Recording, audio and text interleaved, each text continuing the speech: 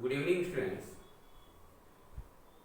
पिछले वीडियो में हमने विशेष संधि के दो नियमों के बारे में पढ़ा और आज हम विशेष संधि का तीसरा नियम पढ़ने जा रहे हैं।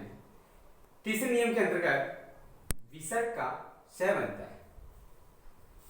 विसर्ग का क्षय, तो जरा देखिए, किसी विसर्ग के बाद तय या सह हो तो विसर्ग का सह हो जाता है। कहने का अभिप्राय यह है, विसर्ग कहां होगा? पूर्व पद के अंत में। पूर्व पद के अंत में विसर्ग होगा। उस विसर्ग के बाद तकार या सकार हो, यानी द्वितीय पद का प्रथम वर्ण। द्वितीय पद का प्रथम वर्ण है वो या तो तकार हो और या फिर दंत सकार हो। जो तीसरा स है या हम जो बोलते हैं सड़क वाला स है उसको क्या बोलते हैं? दंत सकार, क्योंकि इसका उच्चारण स्थान वो दंत है, या इसका उच्चारण करते समय हमारी जीभ दांतों से टकराती है, इसलिए इसका नाम पड़ा दंत सकार। दंत सकार हो तो विसर्ग का सकार हो जाता है, दंत सकार हो जाता है। जैसे नमः प्लस थे, नमस्ते। नमः पूर्व पद क्या है? नमः। अब इसमें यहां ए के बाद क्या है? विसर्ग है। पूर्व पद के अंत में विसर्ग है और विसर्ग के बाद क्या है? क्या लिखा है? तय या से। उत्तर पद या द्वितीय पद हमारा क्या है? ते। तो विसर्ग के बाद में यहां क्या हो गया? तय आ गया, तकार। तो विसर्ग के बाद में यदि तय आ रहा है तो विसर्ग के स्थान पे क्या होगा? सकार होगा, दंते सकार। तो हम विसर्ग के स्थान पे क्या करेंगे? दंते सकार। तो शब्द बन जाएगा नमस्ते। विसर्ग के स्थान पे सकार किया और सारे वर्णों को मिलाया तो शब्द बन गया नमस्ते। ठीक इसी प्रकार निहि प्लस तेज, निस्तेज। विसर्ग के बाद में क्या है? तय है, तो विसर्ग के स्थान पे बन गया सकार और शब्द बन गया निस्तेज। अगला उदाहरण है निहि प्लस संतान। यहां पर पहला पद क्या है? निहि और उत्तर पद का प्रथम वर्ण है संतान।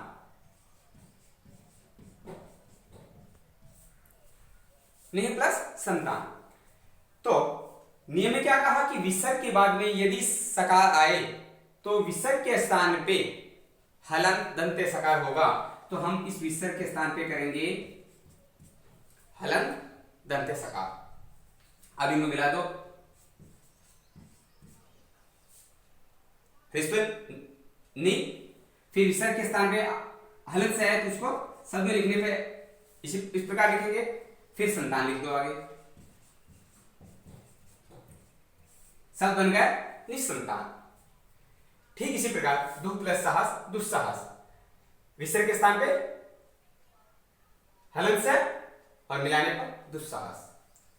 इसी का सेकंड नियम है कि यदि पहले शब्द के अंत में विसर्ग से पूर्व ए या आ हो और बाद में कै हो तो विसर्ग से में बदल जाता है।